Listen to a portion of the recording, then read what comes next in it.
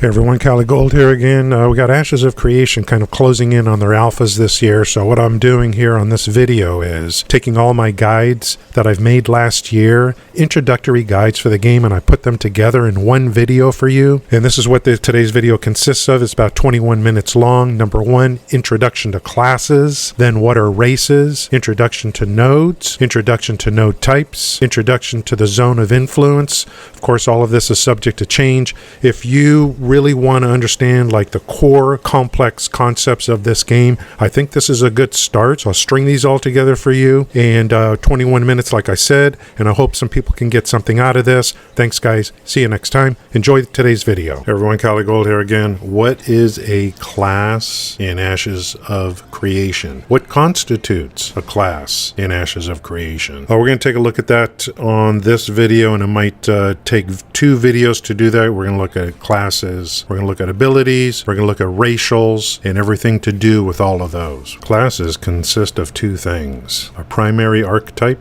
and a secondary archetype. Primary archetype is your base class. So when you're going to pick, when you start the game, and it's with you forever, you cannot change your primary class. Your secondary archetype is something you're going to pick later on as part of your progression into the game. When you take your base class and combine it, the secondary archetype that you pick, that is considered your class. What is the distinction between your primary archetype and your secondary archetype? Primary archetype or base class is the class you pick, an archetype you pick, that is going to have a standard set of abilities. The secondary archetype that you pick is going to allow you to augment those base abilities with features depending upon the secondary archetype that you pick. Let's look at an example. Guys, I always wanted to play a tanky healer, so what I'm going to do in order to accomplish that in this game is my base class, my primary archetype,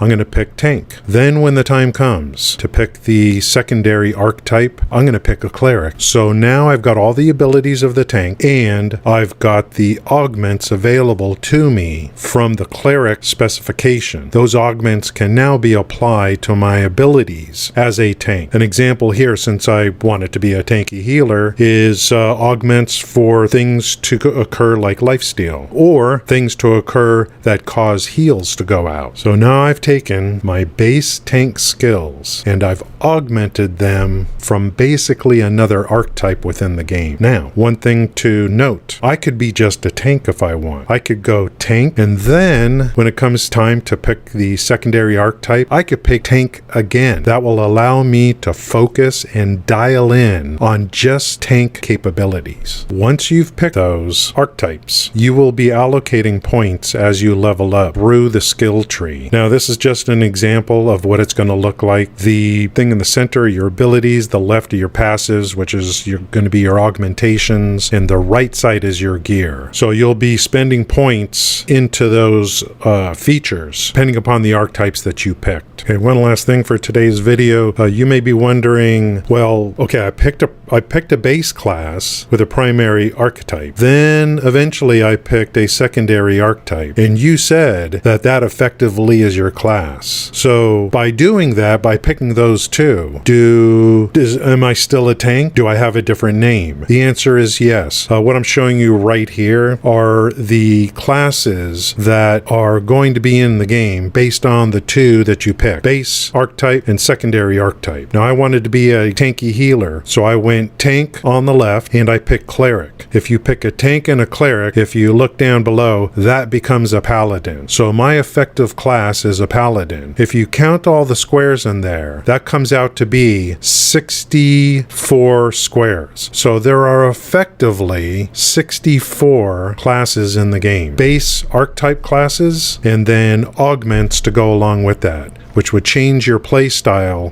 Depending upon the base class and the secondary archetype, your play style is going to change pretty dramatically, potentially. So in my example here, I picked a tank, but there's 8 other augment choices for me, including another tank, so that I can take my tank class and make it and keep it unique for my play style and what it is I want to do in the game. One last thing, and that is the fact that your base class that you pick, your base primary archetype, you will not be able to change that, ever. Your secondary archetype, you will be able to change in the game at a node of at least level 3 through an NPC, but your base class that you pick, you will not be able to change, okay? Okay, I think that's probably going to wrap it up here for this intro to classes, and I hope you enjoyed today's video. If you did, please consider subscribing to the channel here if you haven't already. It's free. It don't cost nothing. Hey everyone, Caligold here again. So in the last video, we talked about the class, what constitutes the class. This video, we're going to talk about the other piece of your character, which is the race. Now you can see here, you've got your class, which consists of your primary and secondary archetypes that you picked. The race, or races, there's a total of 9. There's some parent classes. I'll show you the chart on that. And then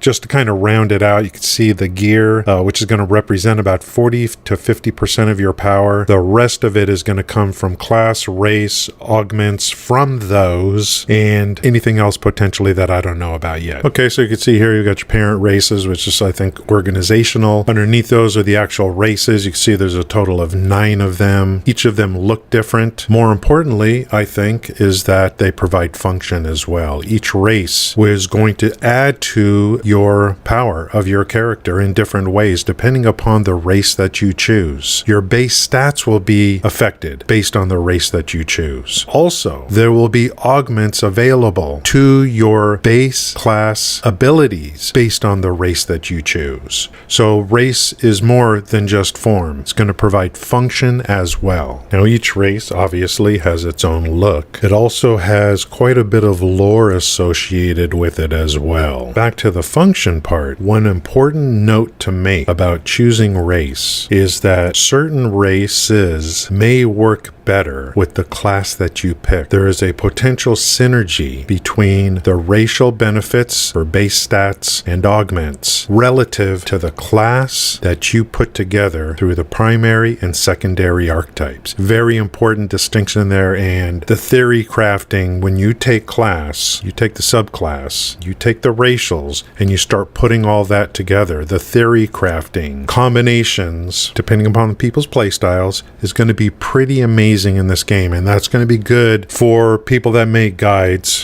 for this game as well. I think there'll be a lot of theory crafting for this, and it looks like for you as an individual, you will be able to truly customize your experience, your character, based on these things we've talked about via the class and the race that you're going to pick when you build your character. I came, I saw, I conquered. I like that statement. That's kind of how this video game works, and a lot of video games actually. So here is the Divine Gateway. Apparently this is where you start in this game. I think there's 4 different areas or locations where you could potentially start in the game.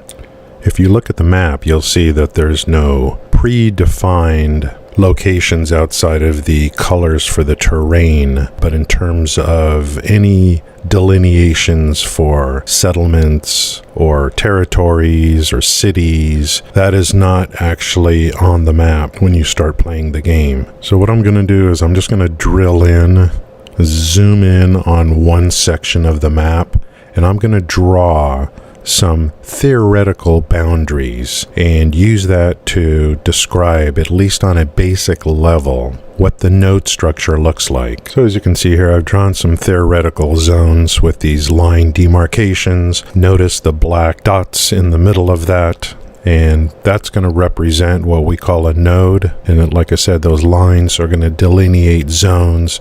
So I've got a total of 6 zones here. Let's go ahead and just fill out some information about these areas that I've created. Every zone has a node. The area inside of the zone is called a zone of influence.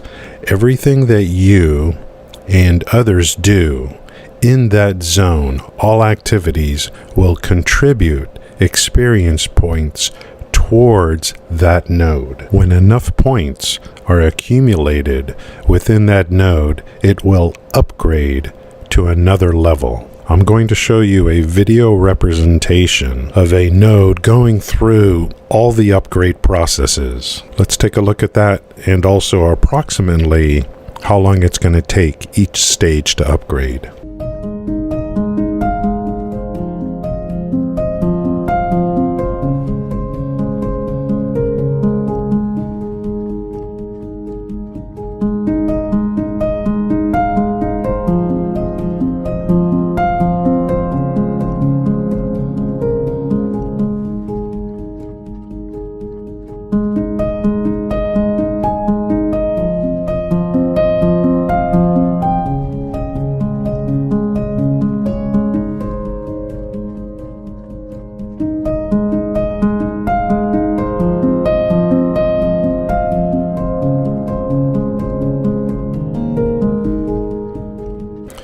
each time a node levels up, it will offer new NPCs, new quest lines, and new opportunities to exploit the world around the node within its zone of influence. In future videos, I will discuss the different node types, the housing which exists in the different nodes, and probably most importantly, the influence that your node could potentially have on other zones and nodes.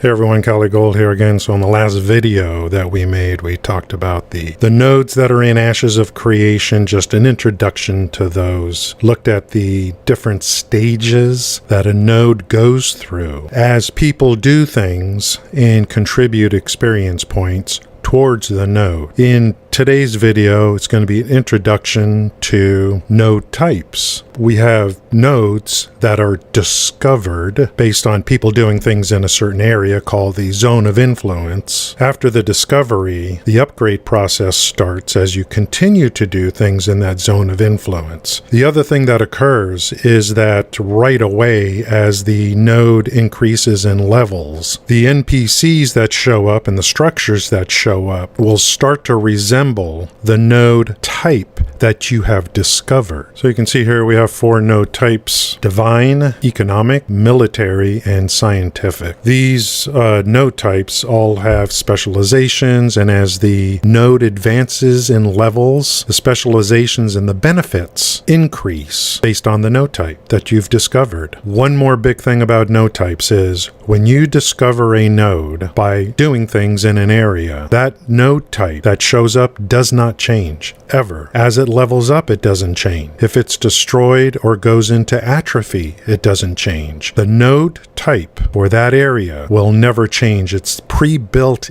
into the game. Now, these specializations and these node types and these node advancements have an overarching effect throughout the entire game. Whether it be what you do on an individual basis, the artisan classes that you pick in terms of professions, it affects the housing. There's different types of housing that goes along with the node system, and that's going to change based on the node type as well. Your profession, the housing, where the housing is, all interacts based on your node type and how big the node has become. The next part of that is going to be the zone of influence. The other big thing about node types is that once a node reaches the metropolis stage, there's going to be something called a superpower or ultimate that comes along with the metropolis. That superpower will be different based on the node type. So the superpower for the economic node would link the economies of more than one node, and that would include all the sub-nodes that are a part of the main node, to be talked about in a future video.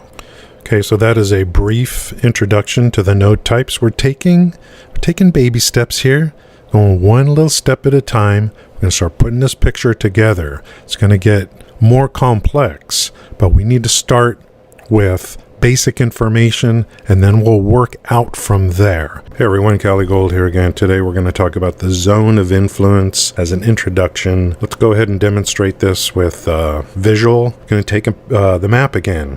We're going to zoom in on a particular area. We're going to go ahead and fill in theoretical zones in theoretical places for the nodes. Notice here on the render, the top left is showing you the node types. So you've got all your node types, and then the black lines will be your theoretical zone of influence. Let's go ahead and zoom in on the center, the economic node in the center. As activity takes place there, the node starts to gain experience points.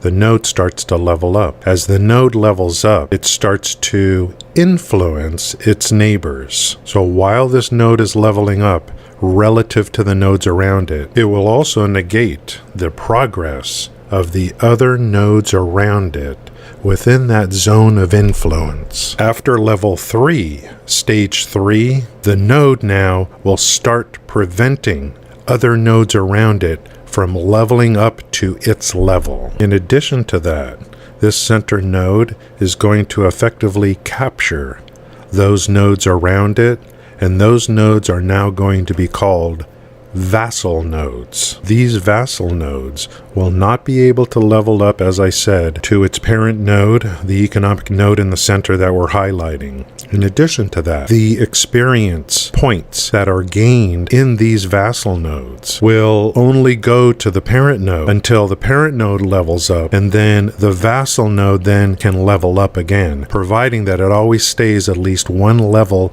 below the parent node. In addition to that, the vassal nodes have influence as well to other nodes around them, so they could effectively, potentially, capture other nodes and make them vassal nodes of them. And I think you could have a chain of experience between parent, children, and grandchildren all the way up, providing the rule is kept in effect. Parent node will always be one level higher than its vassal node. This is a very simplified explanation of how this works. We didn't even talk about the potential benefits and penalties for all the parties and zones involved here. There is a algorithm that is driving all of this, and that algorithm is in constant flux and hasn't been fully tested yet. The alpha that's coming up is going to allow them to more fully test the algorithm for how the zone of influence works. So to spend a lot of time on this now probably is not a good idea. Today's video, I just wanted to give a flavor of how some of this works and to kind of convey to you the complexities that they are trying to build into this game to make it a unique gaming experience with as little repetition as possible. The more you think about this stuff that they're trying to put in this game, providing it works out as planned, you can see what they're trying to do. They're trying to truly make this a living, breathing world, and not one where you just come in and do dailies and weeklies on a daily basis and on a weekly basis. Thanks, guys. See you next time.